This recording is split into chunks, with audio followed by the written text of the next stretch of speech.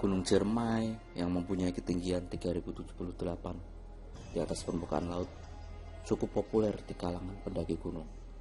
Salah satunya ialah Lukas Priyatno yang membagikan pengalaman pendakiannya di gunung tertinggi di Jawa Barat tersebut.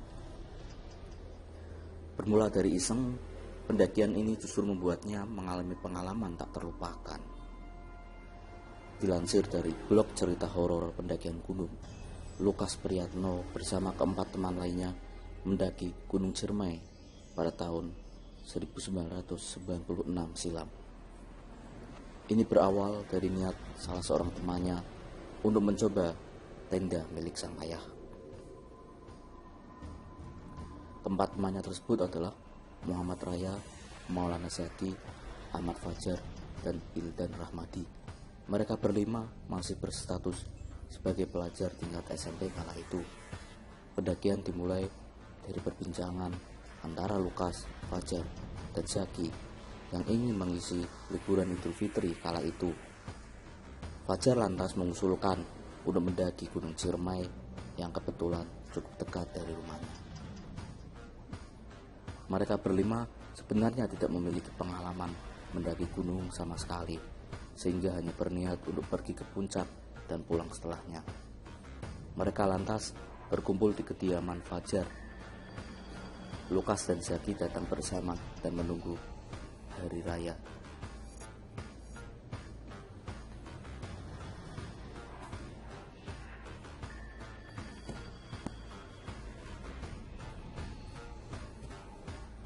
Setelah semuanya berkumpul, mereka lantas berbincang-bincang di teras seraya menikmati singkong rebus dan kopi sore hari sebelum keberangkatan.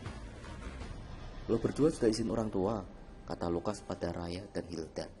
Ternyata meskipun mereka meminta izin orang tuanya masing-masing, namun tidak mengatakan untuk pergi ke puncak Gunung Ciremai. Berbeda dengan Zaki yang sudah meminta izin untuk memuncak, namun tidak dikabulkan oleh orang tuanya. Ia tetap bersikukuh untuk berangkat ke puncak bersama kawan-kawannya tersebut. "Gue udah izin mau muncak, tapi gue gak dibolehin. Tapi gue tetap mau muncak ujar Zaki. Senada dengan Fajar yang juga ternyata tidak mengantongi izin untuk pergi ke puncak Gunung Ciremai oleh orang tuanya ketika dikonfirmasi oleh Lukas. Lukas mengaku tidak meminta izin sama sekali karena hanya berencana untuk naik gunung saja dan jaraknya cukup dekat. Dengan rasa penasaran akan puncak Ciremai yang sangat tinggi, keesokan harinya setelah sholat subuh, mereka pun berangkat meski tanpa mengantongi izin dari orang tuanya masing-masing.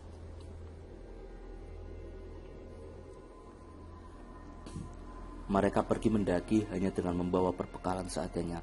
Masing-masing membawa tas sekolah berisikan tenda, senter, snack, roti, rokok, kopi, dan termos air panas. Juga masing-masing membawa 1 liter air mineral untuk bekal minum. Pendakian dimulai dengan melalui jalur Linggarjati. Mereka tidak melewati pos penjagaan dan mulai memasuki hutan rimba. Berjalan melewati perkebunan warga dan terus berjalan semakin dalam. Pohon-pohon pinus menjulang dan semak belukar terlihat di sepanjang jalur pendakian mengelilingi hutan. Setelah lama berjalan, mereka menemui sebuah gubuk dan memutuskan untuk beristirahat di sana untuk melepas lelah. Saat Lukas membakar rokoknya, tiba-tiba ia melihat sosok pria. Seorang pria yang tua, berpakaian seperti petani dan memakai caping. Pria tua itu melihat ke arah Lukas dengan pandangan yang tidak ramah dan marah. Pria itu mendekat ke arahnya. "Macam-macam di gunung ini," kata pria tua tersebut. Mendengar hal tersebut, Lukas hanya bisa mengangguk, takut dan diam serbu bahasa. Namun anehnya, keempat temannya terlihat biasa saja dan seperti tidak terjadi apa-apa saat itu.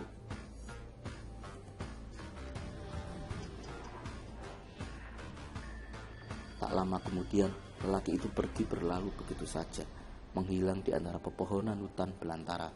Mereka pun lalu melanjutkan perjalanan menuju puncak, menemui jalur yang sangat curam sehingga bisa mencium lututnya sendiri. Dengan bebatuan dan kontur tanah yang sangat licin, membuat mereka bergerak dengan sangat lambat, berpegangan pada akar-akar pohonan untuk membantu menaiki jalur yang curam tersebut.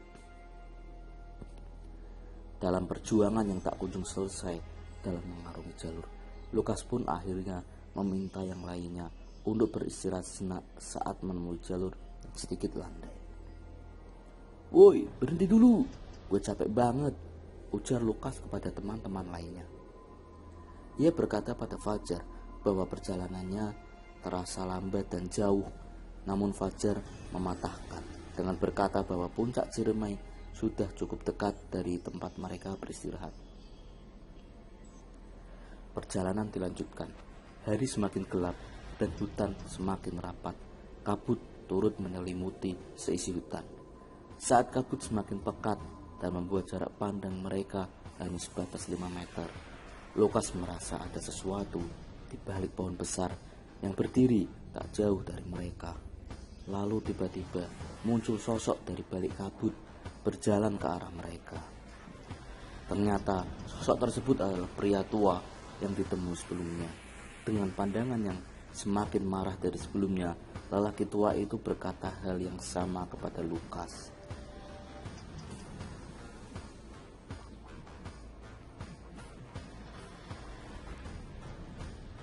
"Jangan macam-macam di gunung ini," ujarnya dengan nada marah dalam bahasa Sunda. "Iya Pak, maafkan saya Pak," kata Lukas sambil menundukkan wajahnya. Kemudian pria tua itu menjauh dan kembali menghilang di dalam kabut yang pekat. Lukas yang saat itu masih dalam keadaan kaget, merasa bingung. Kenapa pria tersebut hanya marah kepadanya saja? Fajar dan lainnya merasa heran, karena menurutnya pria tersebut sangat baik dan ramah terhadap mereka, dan mereka diminta untuk berhati-hati. Tak lama setelah melanjutkan kembali perjalanan, mereka akhirnya mencapai puncak Ciremai. Matahari sudah nyaris tenggelam dan mereka lantas mendirikan tenda dengan jarak sekitar 5 meter dari bibir kawah Ciremai. Setelah selesai dan langit mulai gelap, Lukas memutuskan untuk merebahkan badannya, melepas lelah setelah perjalanan seharian. Lalu tiba-tiba Raya memintanya untuk menemani buang air kecil. Karena merasa lelah, Lukas menolak dan akhirnya Raya ditemani oleh Hildan yang kebetulan merasakan hal yang sama. Ia lantas memutuskan mereka berdua setelah menunggu 2 jam lamanya semenjak kepergian mereka untuk buang air kecil. Suasana yang gelap serta angin yang kencang membuatnya ketakutan dan khawatir atas keberadaan kedua sahabatnya tersebut. Kedua sahabatnya tersebut menghilang semenjak buang air kecil waktu itu.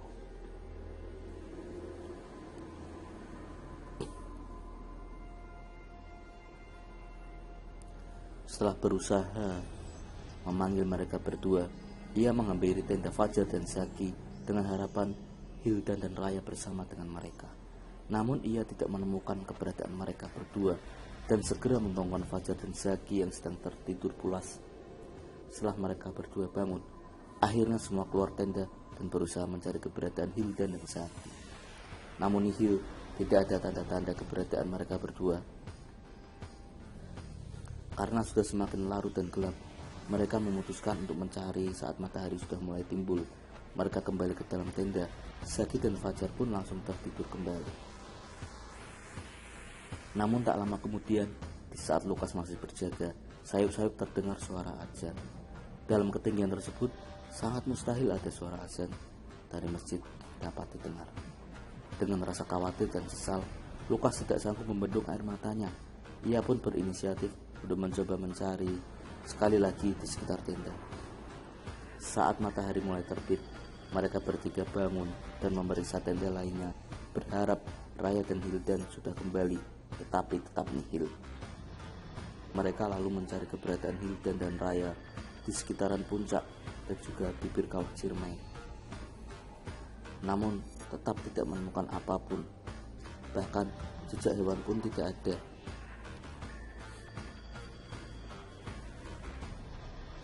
Setelah perdebatan dan pencarian, mereka akhirnya memutuskan untuk turun pagi itu dan melapor ke pos jaga mengenai peristiwa tersebut.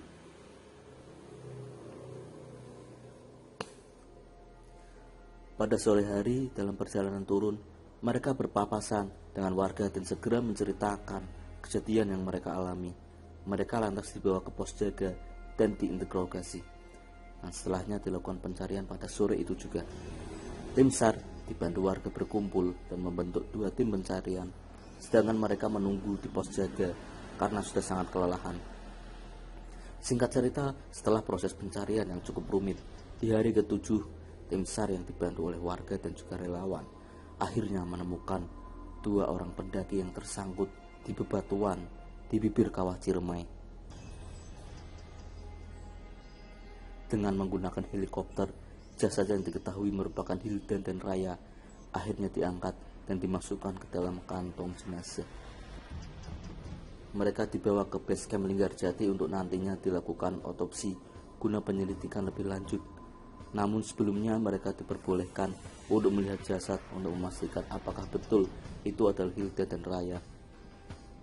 Tangis mereka pun pecah saat melihat jasad yang sudah terbujur kaku dengan keadaan yang sangat mengenaskan. Hasil otopsi mengungkapkan bahwa Raya tergelincir dan Hilda berusaha untuk membantu. Namun naas, mereka berdua justru terperosok ke dalam kawah. Raya yang berada di paling bawah meninggal saat itu juga karena benturan pada bebatuan yang ada di dinding kawah, serta akibat menghirup gas yang keluar dari kawah. Sedangkan Hildan sempat bertahan 1 hari, namun dengan keadaan tangannya yang patah dan menghirup gas dari kawah. Akhirnya Hildan pun wafat pada hari kedua.